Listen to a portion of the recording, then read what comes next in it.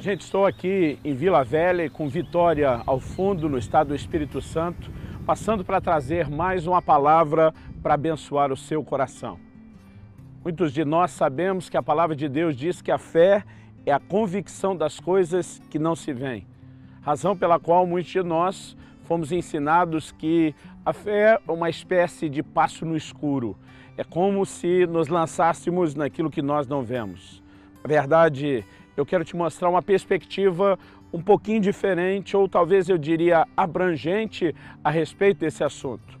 Eu quero te mostrar que a fé, ela na verdade tem a sua própria visão. E nos próximos minutos eu quero te mostrar a importância de se ter olhos de fé.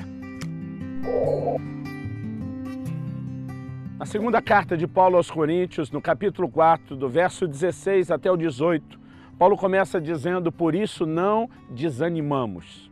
Uma afirmação ousada. Por isso não desanimamos. E diz ainda que o nosso homem exterior se corrompa, o interior, contudo, se renova de dia em dia.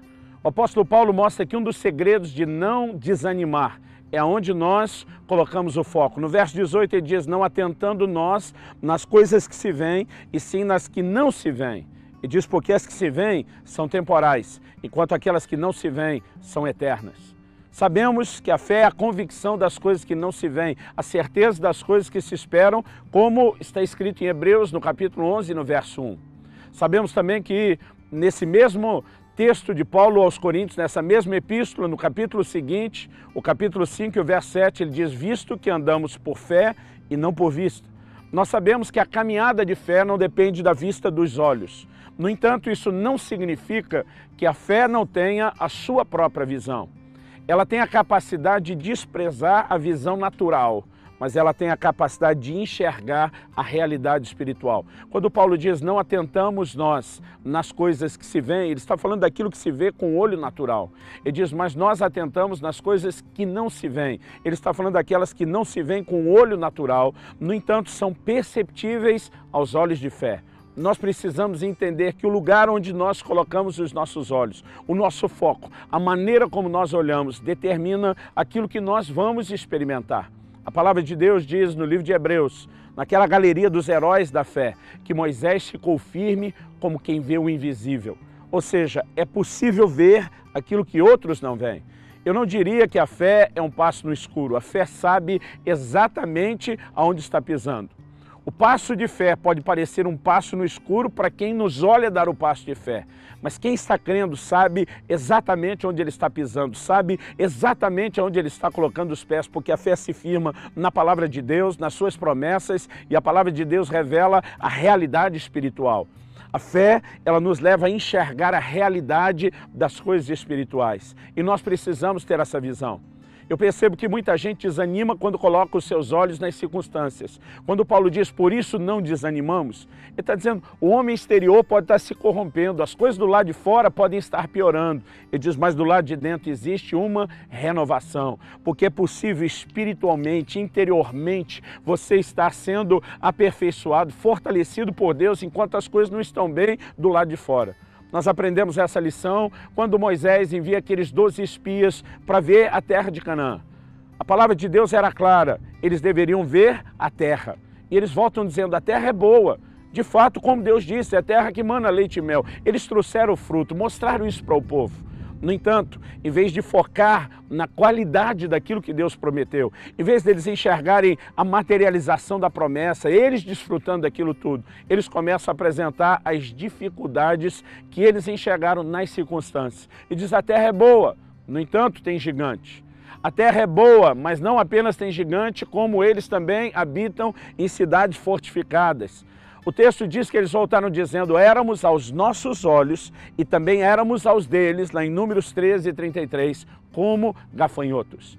E o problema é que eles se viam da forma errada. Dois desses 12 espias, que foram os únicos homens numa geração inteira que entraram na terra, Josué e Caleb, eles tiveram uma atitude diferente. Eles dizem: a terra tem gigante, e daí? O capítulo 14 começa com eles dizendo: ausentou-se deles a sua segurança, o Senhor é conosco, não vamos temê-los, nós vamos consumi-los como pão. É interessante perceber que esses dois homens, os únicos que entraram na terra da promessa, Eles tinham exatamente o mesmo Deus que o resto da nação, não só o resto dos espias, mas o resto da nação. Todos eles tinham as mesmas promessas e todos eles estavam diante dos mesmos problemas. Mas o que os diferenciou? A maneira como eles não apenas se viam, mas como eles enxergavam as coisas. Quem olha apenas as circunstâncias será intimidado por elas, será desanimado por elas. Quem tem olhos de fé é alguém que está numa posição e num patamar que vai muito além do otimista. Ele não está apenas esperando algo melhor, ele está enxergando a materialização da promessa, o cumprimento daquilo que Deus um dia falou e declarou, porque a fé sabe que Deus tem um compromisso com a sua palavra. A fé sabe que passarão os céus e a terra, mas a sua palavra não há de passar. A fé sabe que Deus vela sobre a sua palavra para fazê-la cumprir. A fé sabe que Deus não pode mentir. Então a fé se agarra à realidade da palavra de Deus. É aqui que nós precisamos entender uma outra verdade. Nós nos relacionamos com dois mundos diferentes.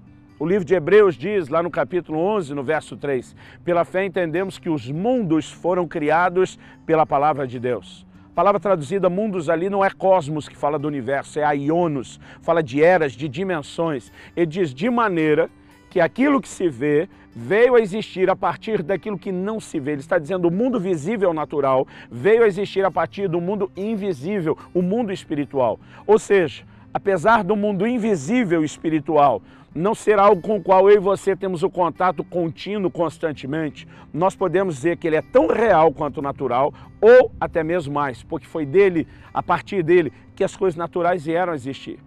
Eliseu está diante de uma situação difícil. O exército inimigo da Síria cercou a cidade para prendê-lo.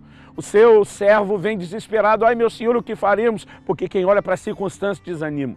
Eliseu diz para ele, calma, em maior número são os que estão conosco do que aqueles que estão com ele. Quando afirma isso, eu imagino na minha mente esse garoto olhando para Eliseu, para si, contando 1, 2, 2, 1, tentando fazer bater essa conta. Mas Eliseu faz uma oração e diz, abre, ó Senhor, eu te peço, os olhos desse moço para que ele veja. E a Bíblia diz que Deus abriu os olhos do moço, não os olhos naturais, porque os olhos naturais estavam vendo bem, estavam vendo o problema. A Bíblia diz que Deus abriu os olhos espirituais. E aquele moço viu que à volta de Eliseu havia carros, cavalos de fogo, ele vê um exército de anjos e ele passa a enxergar a realidade espiritual. Eu quero que você entenda algo, nós convivemos com dois mundos, o mundo natural e o mundo espiritual. Eu já vi pregadores de fé dizendo, olha, essa sua doença, esse seu problema não é verdade, porque a palavra de Deus diz outra coisa. Eu não concordo com eles. O seu problema é a verdade. A questão é que ele é verdade só no plano natural. E a fé, eu gosto de defini-la da seguinte forma. Ela é como se fosse, me permita aqui usar uma linguagem dos filmes de ficção científica, é como se ela fosse um portal entre dois mundos. A fé nos permite sair da realidade natural, onde estamos presos nas circunstâncias, atravessar esse portal, entrar na realidade espiritual, onde estão as realidades da palavra de Deus, aquilo que Deus falou a nosso respeito, que também é verdade, mas porque está num outro plano, numa outra dimensão, às vezes é uma verdade, uma realidade diferente que choca com a do reino natural. A fé tem a capacidade de nos levar através desse portal, agarrar as verdades espirituais do outro lado e trazê-las por meio desse mesmo portal, para que essas verdades se materializem na nossa realidade terrena. Nós precisamos entender que sem enxergar a realidade do que Deus prometeu, nós não temos como atrair a manifestação ou o cumprimento dessas promessas. Eu quero te desafiar a ter olhos de fé, a parar de olhar apenas o problema e deixar se intimidar ou assustar pelos próprios problemas ou pelo peso e a força das circunstâncias são contrárias. Nós precisamos, como povo de Deus, crer naquilo que Ele tem falado, crer naquilo que Ele tem prometido. E nós precisamos enxergar além do problema, não é desprezar o problema. A Bíblia diz que Abraão não levou em conta o seu próprio corpo adormecido. Ele não fingiu que não existia, mas ele não deixou que isso falasse mais alto do que a promessa que Deus tinha feito. Então eu não quero que você ignore o problema fingindo que ele não existe. Você o reconhece, mas você enxerga através dele e você vê a materialização da promessa. Você tem uma postura dizendo, se Deus falou, nós vamos experimentar. A terra tem gigante, e daí? Ausentou-se deles a sua segurança, o Senhor é conosco.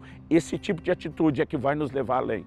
O apóstolo Paulo diz, não atentando nós nas coisas que se veem, porque elas são temporais. Suas circunstâncias são sujeitas ao tempo, à mudança. Agora, quando ele diz atentando nós nas coisas que não se veem, diz porque elas são eternas. A realidade das circunstâncias, elas podem mudar. Hoje as coisas estão boas, amanhã pode estar ruim. Ou o contrário, hoje não estão tão boas e amanhã podem melhorar. As circunstâncias mudam, mas a verdade da palavra de Deus não. Ela é a mesma, é imutável e nós precisamos agarrá-la em fé e trazer a manifestação dela na nossa própria realidade. Eu quero te desafiar a viver não apenas pelas circunstâncias, elas vão abatê-lo, mas a viver pelo que a palavra de Deus diz, crendo, declarando a palavra, esperando que haja mudança à sua volta. Que o Senhor, pelo Espírito Santo, que é chamado de o Espírito da fé, te fortaleça e te leve a uma postura mais firme de fé, em nome de Jesus. Aqui finalizo orando com você. Deus, eu oro por cada um dos meus irmãos e irmãs que assistiram essa palavra agora. Foram despertados no seu coração pelo Espírito Santo. Eu oro que o poder do Senhor os envolva.